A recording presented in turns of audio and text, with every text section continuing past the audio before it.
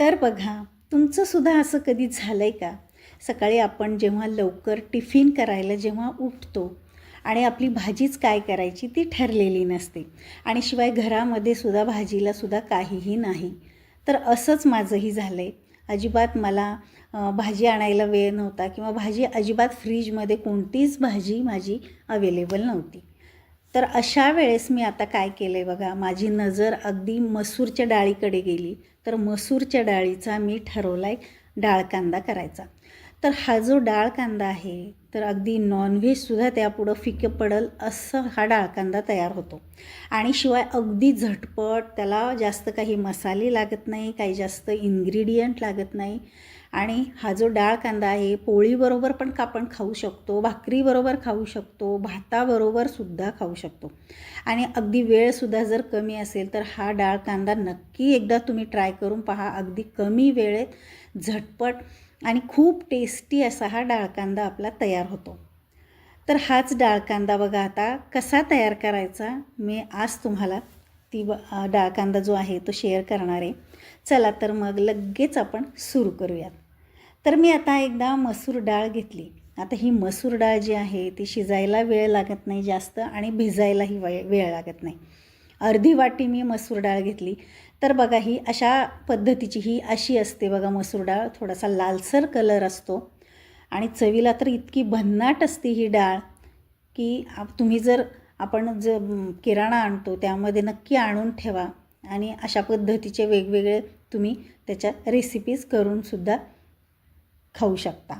तर याचे मी बरेच असे आमटी वगैरेसुद्धा मी तुम्हाला व्हिडिओ अपलोड केलेला आहे. पाहिला नसेल तर तुम्ही नक्की पहा. तर अर्धी वाटी मी स्वच्छ धुवून डाळ भिजत घातलेली आहे. आता आपली बाकीची तयारी होऊपर्यंत ही डाळ लगेच भिजते. तर आता बघा मध्यम आकाराचे 2 कांदे मी बारीक कापून घेतलेत आणि आता कढई तापायला ठेवली मी गॅसवरती. त्यावरती तेल टाकले, नंतर मोहरी आणि जिरे टाकलेत. मोहरी जिरे तडतडले की त्यामध्ये हिंग घालायचा आहे आणि हिंग घातल्यानंतर आपला हा कापलेला कांदा जो आहे तो त्यामध्ये टाकायचा आहे. आता हा कांदा जो आहे आपल्याला हलकासा सोनेरी रंग येईपर्यंत परतून घ्यायचा आहे. तर मध्यम गॅसवरती आपण आता हा कांदा सोनेरी रंगावर येईपर्यंत परतून घेऊयात. तर आता बघा आपला हा कांदा परतला गेला आहे. त्यामध्ये आपण टाकूयात आलं लसूण पेस्ट. तर अर्धा चमचा मी आलं लसूण पेस्ट त्यामध्ये घालते आणि आता ते सुद्धा आलं लसणाचा कच्चा वास जाईपर्यंत आपण मंद गॅसवरती हे परतून घेऊयात. कारण जर कच्चा वास जर राहिला तर भाजीची चवसुद्धा अगदी बिघडते, चांगली लागत नाही. तर छान वास सुटला की आपण आता त्यामध्ये टाकणार आहोत एक एक करून मसाले.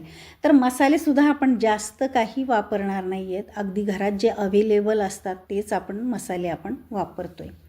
तर बघा आता त्यामध्ये मी एका प्लेटमध्ये सगळे मसाले काढून घेतलेत बघा. तर आपलं घरातलं लाल तिखट जे असतं ते घेतलं आहे, थोडीशी हळद घेतलेली आहे, नंतर बेडगी मिरची पावडर घेतली, नंतर किचन किंग मसाला घेतला आहे आणि धने पावडर घेतली. आता एवढंच मसाले आपण त्यामध्ये टाकणार आहे. तर किचन किंग ऐवजी तुमच्याकडे कोणता मसाला असेल, तुम्हाला कोणती टेस्ट वेगळी आवडत असेल तो मसाला तुम्ही घातला तरीसुद्धा चालेल.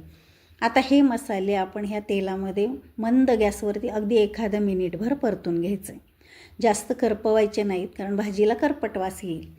आता हलकंसं परतल्यानंतर आपण त्यामध्ये अगदी गरम पाणी थोडंसं अर्धी वाटी आपण गरम पाणी घालायचं आहे. म्हणजेच हे मसाले पण त्यात थोडेसे शिजले जातात आणि कांदासुद्धा थोडासा मऊ होतो. आता बघा थोडंसं तेल सुटलं की त्यामध्ये आपण आता ही भिजवलेली जी डाळ आहे तर ती त्यामध्ये टाकायची. तर आता हे आपलं सर्व जे तयारी जी आहे ती होईपर्यंत ही डाळ सहज भिजली जाते. त्याला भिजायला जास्त वेळही लागत नाही आणि शिजायलासुद्धा जास्त वेळ लागत नाही. त्यामुळे ही भाजी आपली अगदी लवकर अगदी झटपट होते. त्यामुळे कमी वेळ जर असेल डबा करायला आपल्याला किंवा स्वयंपाक करायला तर ही भाजी अगदी परफेक्ट आहे. तर पटकन होते आणि अगदी चविष्टसुद्धा होते. आता डाळ टाकल्यानंतर थोडीशी हलकशी परतून घ्यायची आणि चवीनुसार त्यामध्ये मीठ घालायचं. आता ही जी डाळ आहे तेलामध्ये जास्त परतू नका, नाहीतर मग ती पुन्हा कडक होते आणि लवकर शिजत नाही. तर थोड्या वेळ अगदी परतून घ्यायची तेलामध्ये, मीठ घालायचं आहे आणि आता त्यामध्ये आपण गरम पाणी घालायचं आहे. आता गरम पाणीसुद्धा तुम्ही अशा पद्धतीने घाला की तुम्हाला जर ही भाजी अगदी कोरडी करायची असेल तर पाणी थोडंसं कमी घाला, थोडंसं रबरबीत ठेवायचं असेल तर पाणी थोडंसं जास्त टाका. तर आता मी अंदाजे थोडंसं वाटीभर पाणी टाकलेलं आहे. तर झाकण ठेवून आपण मंद गॅसवरती ही डाळ आता शिजवून घ्यायची. तर मध्ये एकदा आपण आता झाकण काढून पाहूयात.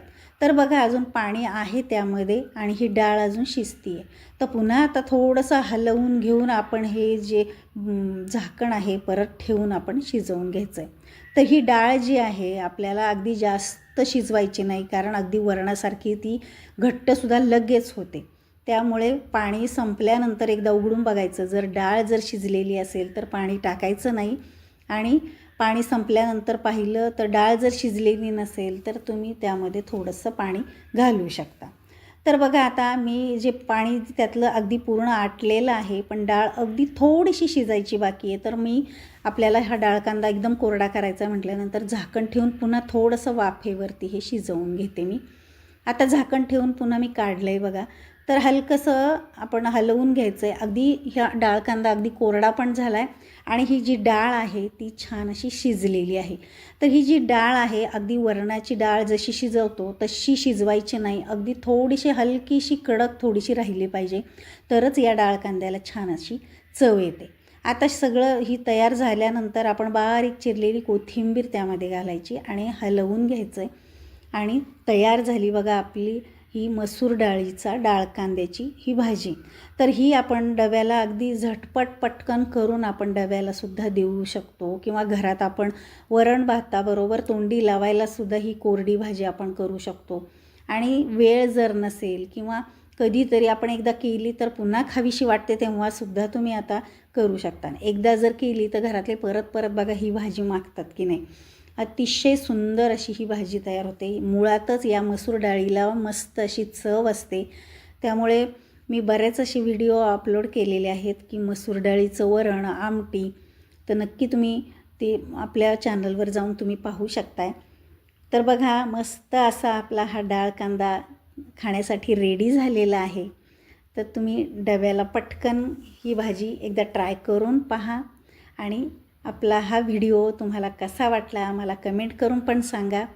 आणि आवडला असेल तर आपल्या चॅनलला लाईक करा, शेअर करा आणि सबस्क्राईब करा.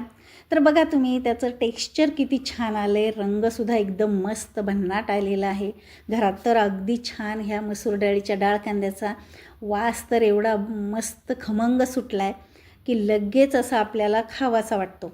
तर हा डाळ कांदा असल्यामुळे याच्यात कांद्याचं सुद्धा प्रमाण अगदी बरोबरीने जर ठेवलं तर कांद्याचं सुद्धा त्याची चव, डाळीची चव अतिशय मस्त लागते.